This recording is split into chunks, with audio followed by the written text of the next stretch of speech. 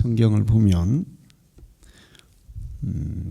믿지 않는 사람들이 볼 때, 안 믿는 사람들의 눈으로 볼 때 하나님을 믿는 사람들은 정말 어리석고 바보 같은, 너무 순진한 어린아이 같은 그런 사람들이 많아요.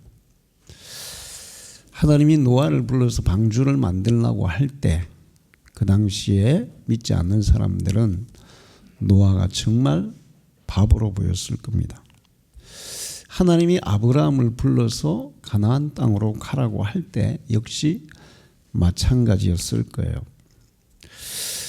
그 외에도 예수님이 베드로와 제자들을 부를 때 나를 따르라 그랬더니 패도 버리고 직업도 버리고 가족도 버리고 예수님을 즉시 따라갔어요. 안 믿는 사람들은 얘기했을 거예요. 무슨 저런 바보 같은 짓을 하냐. 응? 아니 저렇게 직업을 버리고 패도 버리고 예수를 따라가는데 도대체 예수가 누구길래 나사렛 목수에 불과한 그 사람을 어떻게 따라가냐. 그 사람이 뭐 생활을 책임질 수 있냐. 정말 어리석다, 순진하다 이렇게 생각했을 거예요. 그런데 그 사람들 중에 가장 어리석게 바보처럼 보이고 순진하게 보인 사람이 바로 마리아라고 할 수 있어요. 그 당시에 처녀가 결혼하지 않고 잉태를 하게 되면 죽였습니다. 사형을 시켰어요. 돌에 맞아 죽든지 아니면 뭐 화형을 당하든지 죽는 일이에요. 그런데 마리아가 하나님이 네가 아들을 낳을 것이다 그러니까 주의 계집종이오니 주의 뜻대로 되기를 원합니다. 그러면서 순순히 하나님의 말씀에 순종했어요. 이거는 목숨을 거는 일이에요. 죽을 수 있는 일이에요. 그러니까 불신자들의 눈으로 볼 때는 정말 멍청한 그런 선택이라고 할 수가 있습니다. 그런데 하나님은 이렇게 사람의 눈으로 보면 멍청하고 어리석고 순진하고 바보 같은 그런 사람들을 통해서 하나님의 역사를 이루어 간다는 사실이에요. 시간이 지나면 그들의 선택이 얼마나 현명한 선택이었는지 드러나는 날이 옵니다. 그들을 조롱했던 사람들, 하나님의 말씀을 순종한 사람들을 조롱하고 놀리고 핍박하고 했던 사람들이 얼마나 잘못 선택했는지를 아는 날이 반드시 오게 되어 있어요. 하나님이 어떤 사람들을 사용하시느냐? 그냥 사람들이 볼 때는 어리석고 순진하고 어린아이 같고 바보 같은 그런 사람들을 통해서 하나님은 기적을 이루시고 하나님의 일을 이 땅에 이루어 가시는 줄로 믿습니다. 저는 우리 방주교회 성도들이 그렇게 되기를 축원합니다. 그렇게 믿음으로 살면 때가 지나면 반드시 우리의 선택이 정말 현명한 선택이었다. 그런 것을 분명하게 보는 날이 올 줄 믿습니다. 오늘 마리아는 처녀라고 얘기를 해요. 처녀인데 이 처녀라는 단어가 우리나라는 그냥 결혼 안 한 아가씨들을 처녀라고 얘기하죠. 그런데 이 처녀라는 뜻이 동정녀라는 뜻이에요. 수처녀, 파르테노스. 단순히 결혼 안 한 처녀를 말하는 게 아니고 순수한 처녀, 남자를 전혀 경험하지 않은 동정녀를 의미하고 있어요. 그런데 이 동정녀가 혼자 어떻게 아기를 가질 수 있고 낳을 수 있느냐? 그래서 안 믿는 사람들은 예수님의 동정녀 탄생을 부정합니다. 그래서 안 믿겠다 그래요. 어떻게 처녀가 아들을 낳을 수 있냐? 그건 불가능한 일이기 때문에 그걸 믿을 수가 없어. 성경은 그냥 지어낸 이야기에 불과해. 이러면서 거기서부터 이제 마태복음 1장에서부터 하나님을 부정하고 성경을 부정하기 시작해요. 지난번에 조현현 씨가 간증할 때 그러니 연예인 교회에서 목사님이 예수님의 동정녀 탄생을 가르치니까 어떤 청년이 아니 목사님 어떻게 그렇게 말도 안 되는 얘기를 얘기하십니까? 어떻게 처녀가 잉태해서 아들을 낳을 수 있나요? 그 절대로 불가능한 얘기 아닙니까? 성경은 그래서 지어낸 얘기에 불과합니다. 그러면서 막 따졌어요. 목사님이 그냥 넘어가려 하는데 계속 따지니까 코미디언 구봉서 장로가 그렇게 얘기했다고 하지 않습니까? 요복에 그 처녀하고 산 사람도 있는데 네가 뭘 그렇게 신경 쓰냐고. 역시 코미디언은 코미디언이에요. 처녀하고 산 사람도 있는데 지는 뭐 살지도 않을 거면서 뭘 그렇게 신경 쓰냐고. 그렇게 얘기를 했대요. 그런데 만약에 저에게 예수님은 마리아와 요셉이 결혼해서 그 사이에 태어난 아들이야 이렇게 얘기하면 저는 예수를 안 믿을 거예요. 마리아와 요셉 사이에서 태어난 사람이 어떻게 우리의 구세주가 될 수 있겠어요? 사람의 자녀로 태어난 사람은 절대로 우리의 구원자가 될 수가 없습니다. 예수님이 처녀 마리아를 통해서 처녀를 통해서 잉태되었기 때문에 그 예수가 하나님의 아들임을 증명하는 거예요. 할렐루야. 어떻게 처녀가 아들을 낳을 수 있어? 근데 하나님은 반대로 얘기했어요. 맞아. 처녀는 절대로 아들을 못 낳아. 아기를 못 낳는 거야. 그런데 절대로 불가능한 그 일이 현실에 이루어지면 그것은 사람의 아이가 아니라 하나님의 아들이다. 임마누엘이다. 이렇게 말씀하셨어요. 할렐루야. 사람들이 생각해서 될 수 있는 일, 사람들이 할 수 있는 일, 이런 걸 믿어요. 근데 성경에는 사람이 할 수 없는 일들을 하나님이 하시고 그 사람이 할 수 없는 일들이 이루어질 때 그것을 통해서 하나님이 살아계신 창조주 전능하신 하나님이시구나, 그것을 증명해 보이고 있어요. 할렐루야. 하나님이 뭐 사람이 할 수 있는 일만 한다면 그분이 어떻게 하나님이시겠어요? 사람들이 다 하는 일을 하면 다른 사람도 다 하지. 근데 하나님은 사람이 절대로 할 수 없는 일들을 하셔서 이 일은 내가 한 거야, 하나님이 하신 거야, 그거를 드러내는데 그 중에 바로 가장 중요한 사건이 동정녀를 통해서 하나님의 아들을 이 땅에 보내신 것인 줄로 믿습니다. 사람의 자녀들은 다 죄인이에요. 모든 사람이 죄를 범하였으며 아담 하와의 후손은 아무리 훌륭한 사람도 다 죄인에 불과해요. 공자든 석가든 모하메드든 소크라테스든 그 누구든 다 죄인에 불과해요. 죄인의 후손으로 태어났기 때문에. 그래서 이 죄인의 후손들이 다른 사람의 죄를 대신 담당해 줄 수가 없어요. 왜? 자기도 자기 죄 때문에 죽어야 하고 자기 죄 때문에 심판을 받아야 하기 때문에 그래요. 사람의 죄를 대신 담당하려면 완전히 죄가 없는 분이 사람의 죄를 대신 담당할 수 있는 줄로 믿습니다. 한 사람의 죄도 아니고 모든 인류의 죄를 대신 담당하려면 인간보다 더 존귀하고 더 가치 있는 분, 더 깨끗하고 더 순결한 분, 더 완전하신 분이 우리 대신 죽어줘야, 형벌을 받아야 우리 죄가 용서될 수 있어요. 할렐루야. 그런데 하나님이 사람이 안 되면 죽을 수가 있습니까? 없습니까?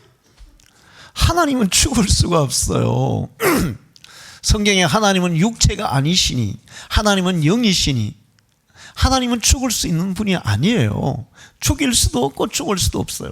그래서 저는 옛날에 처음에 예수 믿을 때 하나님이 진짜 이해 안 되는 부분이 있었어요. 그 정말 이해가 안 되었어요. 왜 그런가 하면 세상에는 악한 영들이 있죠. 마귀 사탄이 있어요. 그 마귀 사탄이 사람들을 현혹하고 죄짓고 지옥으로 끌고 가려고 온갖 방법으로 유혹하고, 그 마귀가 없으면 사람들의 죄가 훨씬 더 어떻게 되겠어요? 줄어들겠죠.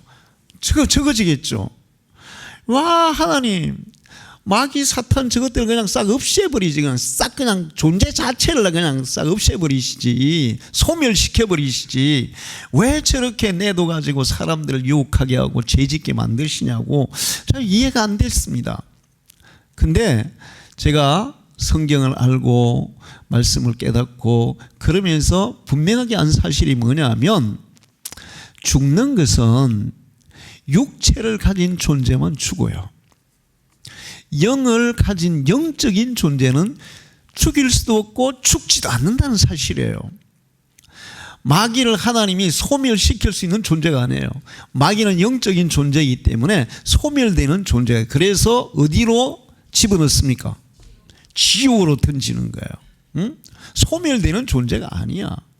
그러니까 하나님이 사람이 되지 않으면 죽을 수가 없어요.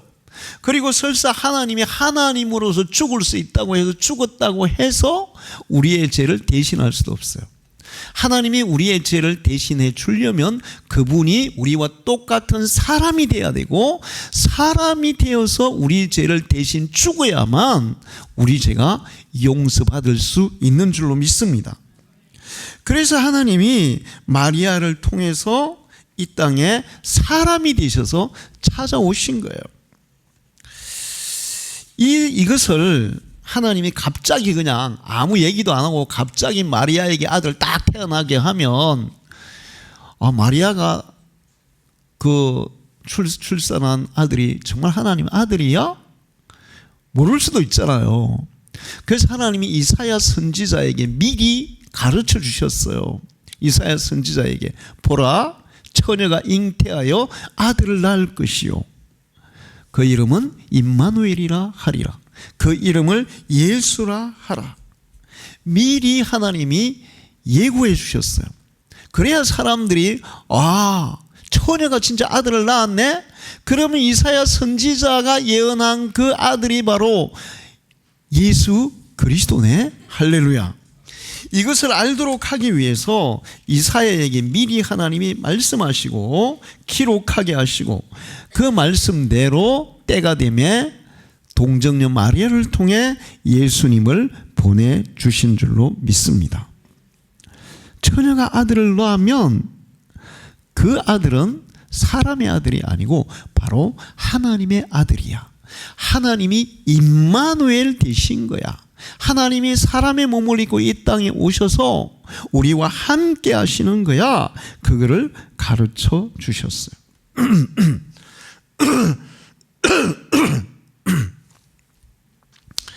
그러면 요즘 사람들이 굉장히 생각을 과학적으로 많이 하잖아요. 막 과학이 절대적인 걸로 알잖아요. 근데 사람들이 지금 알고 있는 과학적인 지식이 성경의 진리만큼 완전할까요? 불완전할까요? 불완전해요. 불완전해요. 우주를 연구하는 그런 우주과학자들이 우주에 대해서 막 얘기를 하는데, 그런데 시간이 지나면서 더 새로운 사실들이 계속 드러나면서 아인슈타인의 얘기도 틀린 거였고, 또 뭐 케플러의 얘기도 틀린 거였고, 호킹의 얘기도 틀린 거였고, 이런 것들이 계속 속속 드러나요. 과학은 완성된 진리가 아니고 그 진리를 향해서 나아가는 과정에 불과한 겁니다. 현재 인간의 모든 인간의 최고의 과학도 절대적인 확정된 사실이 아니에요.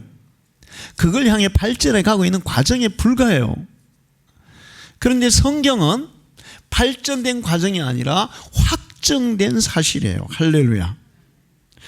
자, 이제 이 과학에 대해서 이제 아직까지 그 확정이 안 된 것을 발견해가는 과정이고, 또 이런 과학적인 사실이 있어. 근데 사람들이 이만큼 과학적인 사실이 있는데 그 과학적인 사실을 아는 것은 요만큼도 안 돼요. 응? 여러분 얼마나 많이 알고 계세요?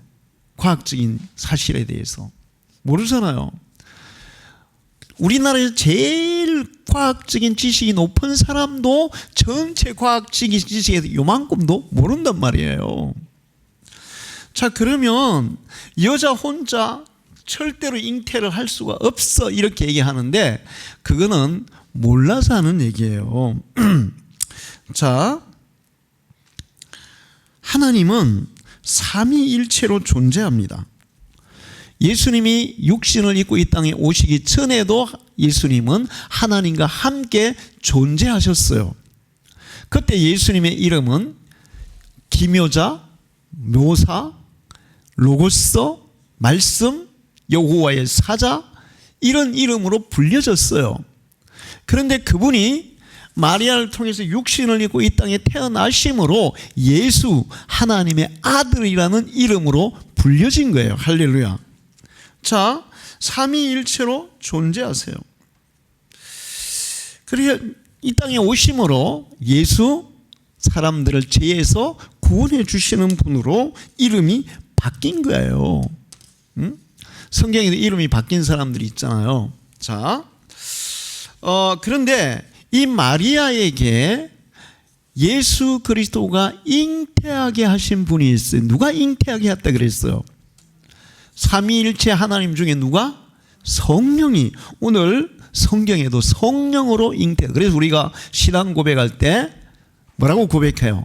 성령으로 잉태하사. 자, 성령은 주로 창조하는 일, 잉태하는 일, 생산하는 일, 이런 일을 해오셨어요. 뭐냐면 창세기 1장 2절에 땅이 혼돈하고 공허하며 흑암이 깊음 위에 있고 하나님의 신은 수면 위에 운행하시니라. 여기서 수면 위에 누가 운행하셨다고? 성령이. 근데 그 운행이라는 단어가 무슨 뜻이냐 하면 알을 품는다 이런 뜻이에요. 새가 알을 품는다. 또 다른 거는 독수리가 자기 새끼를 훈련시킬 때 높은 데 떨어뜨려서 파다. 그렇게 해서 자기 새끼를 훈련시킨다. 이런 의미를 가지고 있어요. 그 태초부터 성령은 주로 뭐 하는 일을 하셨어요? 창조하는 일, 탄생하는 일, 질서를 세우는 일, 이런 일을 하셨어요. 이런 탄생의 일에 관계되는 일을 하신 성령께서 하나님의 아들이 마리아의 태중에 잉태하게 하시는 일을 하셨다는 거예요. 할렐루야. 자, 성령이 하시면 불가능한 일이 없어요. 할렐루야. 성령은 불가능한 일이 없어요. 성경에 보면 신비한 일들이 많은데 신비한 일들이 많은데 선지자들이 갑자기 살아있는 상태에서 영혼만 어디로 확 올라갑니까? 천국으로 팍 올라가요. 바울도 그렇고 에스겔도 그렇고 이사야도 그렇고 예레미야도 그렇고. 그때 그 사람들의 살아있는 상태에서 영혼만 확 뽑아가지고 천국으로 데려가시는 일을 누가 할까요? 성령이 하셨어요. 성령이. 그래서 성령이 역사하시면 불가능이 없는 거예요. 자, 그래서 예수님이 마리아에게 잉태할 때도 성령이 역사하사 잉태하게 하셨어요. 그런데 성령이 역사해서 당연한 거지만 우리는 이 세상에서도 단성생식을 하는 것들이 있다는 사실을 알아야 돼요. 암놈 혼자서 쏜놈 없이 새끼를 낳는 일들이 있단 말이에요. 제가 조사를 해봤어요. 근데 엄청 많아요. 엄청 많아요. 거물등 개미라는 거. 거물등 개미인데 흰개미도 그렇고 거물등 개미는 암놈 혼자서 계속 새끼를 치는 거예요. 쏜놈 없이. 물벼룩도 암놈 혼자서 새끼를 낳아요. 대벌레도 암놈 혼자서 새끼를 낳아요. 이런 것들을 단성생식이라 그래요. 사람들은 쏜놈 없이는 절대로 안 된다고 생각하잖아요. 그거는 단식 생식을 하는 생물에 대해서 지식이 있는 거예요, 없는 거예요? 없는 거예요. 동물도 단성 생식이 가능한데 지금 얘기한 거는 굉장히 좀 미개한 동물들이죠. 그런데 좀 더 발전된 동물들도 단식 생식을 해요. 붕어 중에도 단성 생식을 하는데 붕어가 항상 단성 생식을 하는 게 아니라 순놈이 전혀 없죠. 연못에 붕어가 있는데 암놈만 있어요. 그러면 붕어 혼자서 암놈 혼자서 새끼를 낳아. 알을 낳는데 그게 무슨 새끼를 낳냐면 순놈만 낳는데 신기하죠? 그 다음에 청갈 있죠. 청갈도 단성 생식이에요. 근데 좀 더 발전된 동물 중에 상어 있죠. 상어. 귀상어, 까치상어, 톡가오리, 코마도 토마뱀, 그 다음에 미국의 콘도르라고, 콘도르 알죠? 독수리. 이런 것들이 단성 생식을 하는데 그냥 항상 단성 생식을 하는 게 아니야. 이것들은 순놈이 없으면 혼자서 새끼를 낳는단 말이에요. 근데 주로 그럼 무슨 새끼를 낳을까요? 순놈을 낳는데, 순놈을. 신기하죠? 이거는 동정녀 탄생을 절대로 천연 아들을 못 낳아 이렇게 얘기하는 사람은 이런 지식이 부족해서 하는 얘기예요. 태국에 우리나라에서 어떤 앵무새가 혼자서 새끼를 낳았어. 알을 낳았는데 새끼를 낳았어. 그래가 난리가 났어요. 어떻게 앵무새가 혼자 새끼를 낳았지? 혹시나 어디서 뭐 들어갔나? 밖에 나갔다 왔나? 항상 갇혀 있었거든. 근데 앵무새도 혼자 있으면 단성 생식이 가능하다는 거예요. 순놈이 있을 때는 같이 낳는데. 그리고 이런 동물들 뿐만 아니라 이제 요정공학이 발달해서 배아 줄기 세포라는 걸 개발해 가지고 암놈만으로도 개가 새끼를 낳게 했어요. 여기서 발전하면 사람도 여자만으로도 아기를 낳게 하는 그런 기술이 지금 거의 완성 단계에 있습니다. 이게 윤리적인 문제가 있어 그렇지. 그러면 보세요. 동물 혼자서도 새끼를 낳고 사람도 사람의 기술이 발달해 가지고 여자 혼자서 아기를 낳게 하는 그런 세상이 되는데 하나님이 그거 할 수 있어요, 없어요? 하나님은 아무 일도 아니야. 사실 아무 일도 아니라고. 아주 간단한 일이라고. 응? 여자는 절대로 혼자 아기를 못 낳아 이렇게 얘기하는 사람은 지식이 부족한 사람이에요. 마리아가 아들을 낳은 것은 성령을 통해서 하나님이 하신 일인데 지금은 사람도 할 수 있는 그런 세상이 돼가고 있는데 어떻게 하나님이 그 일을 못 하시겠냐고요. 할렐루야. 여러분은 예수님의 동정녀 탄생을 믿으시기를 축원합니다. 그리고 우리의 믿음은 바로 이 첫 번째 단추가 제대로 믿어지면 나머지는 자동으로 줄줄이 믿어져요. 할렐루야. 할렐루야. 태초에 하나님이 천지를 창조하시니라 이 사실이 믿어지면 성경의 모든 말씀은 믿어질 줄 믿습니다. 여호와의 증인이나 신천지나 이런 사람은 이 말씀을 안 믿어요.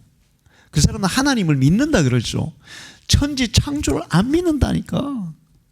그러다 보니까 그 다음에 다른 성경에 따른 사실들도 사실은 안 믿어요. 말로는 믿는 사람을 현혹하기 위해서 믿는다고 얘기하는데 제가 이렇게 파고 들어가 보면 실제로 믿어야 될 것들 하나도 안 믿어요. 동정녀 탄생 안 믿습니다. 예수님의 부활 안 믿습니다. 하나님의 심판 안 믿습니다. 지옥도 없다고 얘기합니다. 처음부터 잘못됐기 때문에 그래요. 응? 여러분이 이 동정녀 탄생을 믿는 순간 예수 그리스도가 우리의 구세주이시고 그분의 십자가와 부활과 그리고 성천과 재림과 우리의 구세주 우리의 구원이 예수로 말미암아 완성된다는 사실을 확실하게 믿게 될 줄 믿습니다. 저는 여러분에게 분명한 증거를 얘기했어요. 안 믿을 수 없는 확실한 사실을 얘기했어요. 여러분 보면 어떤 사람들이 그래요. 그냥 하나님은 그냥 믿어야 돼. 그냥 믿어야 돼. 성경에 하나님이 나 그냥 믿으라고 한 일이 있어요, 없어요? 다 보여줬어요. 홍에 딱 갈라놓고 자 믿어. 반석에서 물을 내놓고 믿어. 광야에서 40일 동안 만나를 매일같이 먹여서 40일을 계속 보여주시고 확인시켜 주시고 믿으라고 하셨어요. 성경에 하나님은 분명한 증거를 주시고 믿으라 해요. 할렐루야. 사람들이 그 증거를 모르고 무조건 믿어야 되는데 하나님은 절대로 무조건 믿으라고 하지 않았어요. 동정녀 탄생도 분명한 믿을 수 있는 증거들을 하나님이 우리에게 주셨고 우리는 그 사실을 믿어야 할 줄 믿습니다. 예수님이 이렇게 동정녀를 통해서 오셔야 되는 이유는 우리의 죄를 대신 담당하려면 그분이 동정녀를 통해서 오셔야만 되기 때문에 그래요. 사람의 후손은 사람의 죄를 대신 담당할 수가 없어요. 하나님이 인간이 되셔야만, 그러니까 인간보다 훨씬 더 존귀하시고 모든 인류를 다 보탠 것보다 더 귀하신 하나님이 사람이 되셔서 사람의 죄를 용서하기 위해서 사람이 되셔서 대신 희생 제사를 대신 희생 제물이 돼야만 모든 인류의 죄를 용서할 수 있기 때문에 하나님이 마리아를 통해 이 땅에 오신 줄로 믿습니다. 사실 사람들의 죄, 단 한 사람의 죄라 할지라도 소를 10,000마리, 1,000마리, 10,000마리, 10만 마리를 잡아서 그 피를 다 쏟아도 한 사람의 죄도 다 씻을 수가 없어요. 소가 더 가치 있어요? 사람이 가치 있어요? 뭐가 더 가치 있어요? 사람이 훨씬 어떤 사람은 에이 목사님 사람들 중에 소보다 못한 사람이 있어요. 개보다 못한 사람이 있어요. 그렇다고 하더라도 그의 행동이 소보다 개보다 못하다고 하더라도 그의 가치는 소 10,000마리 1억 마리 개 10,000마리 1억 마리보다 더 가치가 있는 거예요. 할렐루야. 그래서 예수님이 그랬잖아요. 모든 우주 만물보다 더 귀한 게 뭐라고? 사람이라고. 응? 사람이라고. 저는 요즘 우리나라 저 강아지 엄청 좋아합니다. 강아지 엄청 좋아해요. 그런데 우리나라 사람들 보면 너무 심해. 사람보다 뭐가 더 우선이에요? 개가 우선이야. 자기 시어머니가 아파가지고 골골 하는데도 병원에 안 데려. 개는 그냥 기침만 한번 해도 막 병원에 데려가가지고 몇만 원, 10만 원, 20만 원, 30만 원 돈 들여서 치료해. 보통 잘못된 게 아니에요.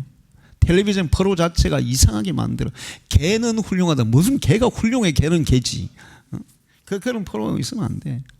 무슨 개가 훌륭하단 말이 그게 뭐 그게 말이 되는 거예요? 개는 개지. 아무리 똑똑해도 개는 개에 불과해요. 자, 그래서 사람의 죄는 그 어떤 동물이나 다른 사람이나 그 어떤 것으로도 그 희생제사를 드려도 다 씻을 수가 없어. 한 사람의 죄도 못 씻어. 그래서 하나님이 사람이 되사 우리의 죄를 대신 담당하신 줄로 믿습니다. 임마누엘이 아니고는 구원의 길이 없어요. 하나님이 동정녀 마리아를 통해서 오셔야만 구원의 길이 있는 거예요. 사람들이 착각하는 게 있어요. 그러면 예수님이 사람이 되셨으면 우리가 똑같은 사람이 됐는데 그분도 죄 있는 거 아니야? 자, 여기서 우리가 알아야 될 게 있어요. 사람의 육체 자체는 죄가 있을까요? 없을까요? 육체 자체는 죄가 없는 거예요. 육체 자체는 사람이 죄를 짓게 되는 것은 뭐 때문에 죄를 짓게 돼요? 본성 때문에. 타락한 본성 때문에. 그래서 성경에는 너희 몸으로 하나님께 영광을 돌리라. 너희 몸은 하나님의 성령이 거하는 거룩한 성전이다. 우리의 몸 속에 누가 거하시느냐? 우리의 몸을 어떻게 사용하느냐에 따라서 우리의 몸은 죄의 도구도 될 수 있고 거룩한 하나님의 도구도 될 수 있어요. 할렐루야. 어떤 분이 그런 얘기했어요. 예수님의 피는 우리의 피와 다르다. 그런 얘기를 왜 했냐면 사람들은 피도 죄가 있다고 생각하는 거예요. 인간이 죄인이니까 몸도 피도 다 죄가 있다. 예수님의 피가 우리의 피와 다르면 우리의 죄는 용서받을 수 있을까요? 없을까요? 없어요. 우리의 피와 똑같은 피를 흘렸기 때문에 우리 죄 용서받는 거예요. 그러면 그 사고방식 속에 뭐가 문제가 있냐? 피는 악하다는 생각이 있는 거예요. 사람의 피는 악하다. 사람이 죄인이니까. 아니에요.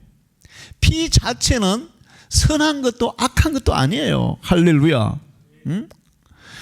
예수님이 우리와 똑같은 사람이 되셔서 피를 흘리고 죽어야만 우리의 죄가 사해질 수 있는 줄로 믿습니다. 그래서 육체 자체가 죄라고 생각하면 안 돼요. 하나님이 사람의 몸을 빌어서 사람의 몸을 입고 태어났어. 그러니까 본성 자체가 그분은 죄가 있겠어요? 없겠어요? 없어요. 인간의 본성, 남자와 여자가 결합해서 태어난 인간의 타락한 본성을 가진 인간은 죄인이지만 하나님이 사람의 몸을 빌어서 사람이 됐기 때문에 죄가 있겠어요? 없겠어요? 없어요. 할렐루야. 그래서 성경의 히브리서 4장 15절에는 우리에게 있는 대제사장은 우리의 연약함을 동정하지 못하실 리가 아니요 모든 일에 우리와 똑같이 시험을 받은 이로되 죄는 없느니라. 할렐루야. 그분의 본성은 하나님의 본성을 가지고 있잖아요. 그냥 육체는 그 본성을 담는 그릇에 불과한 거예요. 여러분 집에 칼 있죠? 칼은 악한 거예요? 선한 거예요? 칼에게 죄가 있어요? 없어요? 그거를 사용하는 사람이 죄의 도구로 사용하면 그게 죄의 도구가 되는 거고, 음식을 만들고 사람을 수술하고 치료한 도구로 사용하면 선한 도구가 되는 거고, 물질 자체는 선하고 악한 게 없는 줄로 믿습니다. 할렐루야. 자, 이렇게 그래서 하나님이 사람이 돼서 이 땅에 오시고 우리 죄를 담당하기 위해서 피를 흘려 죽어 주신 줄로 믿습니다. 자, 그러면 임마누엘, 하나님이 사람이 우리와 함께 한다는 뜻이에요. 우리와 함께 한다. 그럼 임마누엘의 은혜를 우리가 받아야 돼요. 할렐루야. 여러분, 임마누엘의 은혜가 오늘 여러분이 있기를 축원합니다. 하나님이 내 속에, 내 삶에, 내 모든 발걸음에 함께 하신다는 거예요. 이게 임마누엘의 은혜예요. 임마누엘의 은혜는 한없는 용서를 의미해요. 용서. 사람들은, 어떤 사람은 죄가 많고 좀 적고 차이가 좀 있을 수도 있어요. 뭐 연쇄 살인 보면 죄가 더 많을 수도 있어요. 그런데 사람들의 죄가 많든 적든 상관없이 예수 그리스도의 십자가의 보혈의 공로는 다 씻어주는 줄로 믿습니다. 다 씻어줘요. 아무리 죄가 많은 사람도 예수 앞에 나오면 깨끗하게 되는 거예요. 여호와께서 말씀하시되 오라 우리가 서로 변론하자. 너희 죄가 주홍 같을지라도 눈과 같이 희어질 것이요 진홍같이 붉을지라도 양털같이 희게 되리라. 예수 앞에만 나오면 모든 죄는 깨끗해지는 줄로 믿습니다. 깨끗해져요. 자, 그리고 디모데전서 2장 6절에 그가 모든 사람을 위하여 자기를 대속물로 주셨으니 그렇게 말씀하고 있어요. 그리고 계시록 1장 5절에도 우리를 사랑하사 그의 피로 우리 죄에서 우리를 해방하시고, 예수의 피를 믿으면, 예수 그리스도의 십자가를 믿으면 모든 죄인, 어떤 죄인도 다 사함받는 용서의 은혜가 임마누엘에 있는 거예요. 할렐루야. 하나님이 우리에게 임마누엘 되시면 우리의 죄는 다 사해진 줄로 믿습니다. 여러분은 이 죄에서 해방되기를 축원합니다. 죄책감에서 해방되기를 축원합니다. 그래야 여러분이 당당하게 살아갈 수 있어요. 인간을 가장 괴롭히고 가장 스트레스 받게 하는 게 뭔지 아세요? 죄책감이에요. 죄책감. 사람들이 죄를 짓고 감옥에서 이제 뭐 연쇄살인범들 중에 감옥에 가요. 안 걸렸어요. 다른 뭐 예를 들어서 절도 이런 걸로 걸려가 감옥에 갔어요. 근데 감옥에서 있을 때 잠을 못 자. 뭐 때문에? 살인에 대한 죄책감 때문에. 근데 예수 그리스도는 우리의 죄를 다 씻어줄 뿐만 아니라 죄책감에서도 해방시켜 주시는 줄 믿습니다. 이 임마누엘의 은혜를 받은 사람들은 그때부터 인생이 한없이 기쁘고 행복해지는 거예요. 자, 임마누엘의 은혜는 한없는 사랑이에요. 하나님의 한없는 사랑의 표현. 예수 그리스도의 십자가를 통해 하나님은 자기의 사랑을 우리에게 증명해 주셨어요. 하나님이 임마누엘 되시면 우리 속에는 하나님의 한없는 사랑이 부어지는 줄로 믿습니다. 근데 사람을 가장 강하게 하는 능력이 뭔지 아세요? 사랑이에요. 할렐루야. 여러분 TV 선전해 보면 처녀 때는 그냥 수박 하나도 못 들어. 근데 엄마가 되니까 막 애기 유모차 타고 번쩍번쩍 들잖아요. 사랑의 힘. 세상을 살아가는데 사랑의 힘만큼 강력하게 없어. 근데 임마누엘의 은혜를 받은 사람들은 이 사랑의 힘을 소유하게 되는 거예요. 할렐루야. 그래서 손영호 목사님이 자기 아들을 죽인 원수를 용서하고 양자로 삼기까지 하라고. 임마누엘의 은혜, 하나님의 그 한없는 사랑의 은혜가 임한 사람이 그게 가능한 줄 믿습니다. 여러분에게 이 은혜가 있기를 축원합니다. 임마누엘의 은혜는 위로와 소망이에요. 하나님이 우리에게 임마누엘 하시면 우리에게는 한없는 위로가 임해요. 여러분, 상담은 사실 사람들의 마음에 많은 도움을 줍니다. 속상하고 괴롭고 정말 인생을 포기하고 싶은 그런 가운데 있는 사람도 상담을 하다 보면 위로를 경험하고 희망을 가지고 그런 경우가 있어요. 그런데 제가 상담을 해보면 상담의 한계는 항상 한계가 있어요. 그런데 하나님의 임마누엘의 은혜를 받아서 하나님의 위로를 경험한 사람은 한계 없는 위로를 체험하게 되는 거예요. 할렐루야. 여러분이 이 은혜를 받으시기를 축원합니다. 임마누엘의 이 은혜를 받은 사람들은 그 소망이 한이 없어요. 소망이 끝이 없고 한이 없고 또 항상 소망 가운데 살아갈 수 있어요.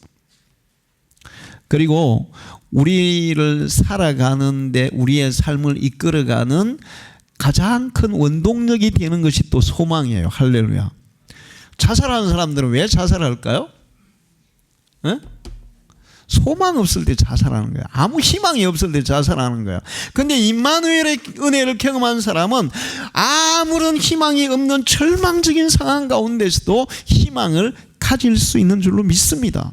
수많은 사람들, 수많은 성경의 인물들이, 그리고 수많은 그리스도인들이, 지금도 수많은 살아있는 예수 믿는 사람들이 이 임마누엘의 은혜를 경험하고 소망 가운데 살아가요. 할렐루야. 그리고 마지막 임마누엘은 능력이에요. 하나님이 함께하는 사람은 무한한 능력이 있어요. 할렐루야. 물론 뭐 삼손이나 그런 삼손 같은 그런 막 엄청난 힘은 없어도 우리를 가로막고 우리를 힘들게 우리를 좌절시키는 그런 벽 앞에서 그게 굴하지 않고 이겨내는 힘이 있어요. 할렐루야. 삼손에게 하나님이 임하실 때 1대 1000에서 이겼습니다. 다윗은 하나님이 함께 하실 때, 임마누엘 하실 때 골리앗을 이겼어요. 그래서 사도 바울은 로마서 8장 36절 37절에 그러나 이 모든 일에 우리를 사랑하시는 이로 말미암아 넉넉히 이기느니라. 할렐루야. 여러분의 삶에 여러분을 힘들게 하는 게 있습니까? 좌절시키는 게 있습니까? 나를 완전히 가로막을 더 이상 한 발짝도 못 나게 하는 게 있습니까? 그런데 임마누엘의 은혜를 경험하시기를 축원합니다. 하나님이 나와 함께 하신다는 그 믿음과 확신을 가지는 순간 여러분 앞에 그 어떤 장애물도 장애물이 아니라 도리어 도움의 도구가 될 줄 믿습니다. 할렐루야. 그러나 이 모든 일에 우리를 사랑하시는 이로 말미암아 넉넉히 이기느라. 임마누엘의 은혜를 받은 사람은 세상을 이겨요. 할렐루야. 자신도 이기고 사탄도 이기고 핍박도 이기고 유혹도 이기고 가로막는 모든 것도 다 이겨. 하나님의 능력이 우리의 것이 되는 거예요. 할렐루야. 자, 이 임마누엘의 은혜는 예수를 영접하는 사람들에게 주시는 줄로 믿습니다. 하나님이 이 은혜를 주시는데 여러분 속에 예수가 여러분 속에 계셔야 돼요. 할렐루야. 예수를 영접할 때 임마누엘의 은혜를 받는 거예요. 예수를 여러분 마음 바깥에 세워놓으면 저 골고다 십자가 위에 그냥 그대로 놔두면 그 임마누엘의 은혜는 받을 수 없어요. 마리아가 임마누엘의 은혜를 받을 때 어떻게 받았어요? 하나님 그러세요? 하나님은 뭐 그렇게 하시겠죠 그리고 그냥 나하고 상관없는 일로 그냥 그렇게 놔뒀으면 임마누엘의 은혜를 못 받아. 그냥 그걸 다 내 속에 받아들여. 내가 죽을지언정 설사 죽을 수도 있지만 하나님의 말씀대로 나는 되기를 원합니다. 그러면서 그걸 마음속으로 받아들이고 믿었어요. 할렐루야. 그럴 때 예수 그리스도가 마리아에게 잉태된 거예요. 응?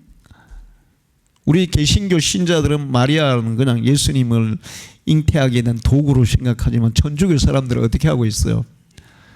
거의 예수님 반열에서 막 하고 있죠. 그건 잘못된 거지만 그렇게 하잖아요. 응? 마리아가 그걸 받아들이지 않았다면 그냥 마리아는 평범한 나사렛의 한 처녀로 살다가 요셉하고 결혼해서 평범하게 살다가 죽었을 거예요. 응? 그걸 받아들일 때 예수님의 육신의 어머니가 된 줄 믿습니다. 그러니까 성경에 모세가 위대한 일을 했죠. 다 막 성경에 나오는 그 훌륭한 믿음의 사람들이 엄청나게 역사, 엄청난 기적, 엄청 위대한 일을 했어요. 근데 그 중에서 제일 위대한 일을 한 사람은 마리아예요. 할렐루야. 하나님의 아들을 이 땅에 오게 했잖아요. 응? 그 가냘픈 한 여인이. 응? 그런데 임마누엘의 은혜를 내가 받아들일 때 역사가 일어나는데 여러분이 오늘 가영아, 소윤아, 세화야 너희 마음속에 예수님을 나의 주님으로 고백하기를 바란다.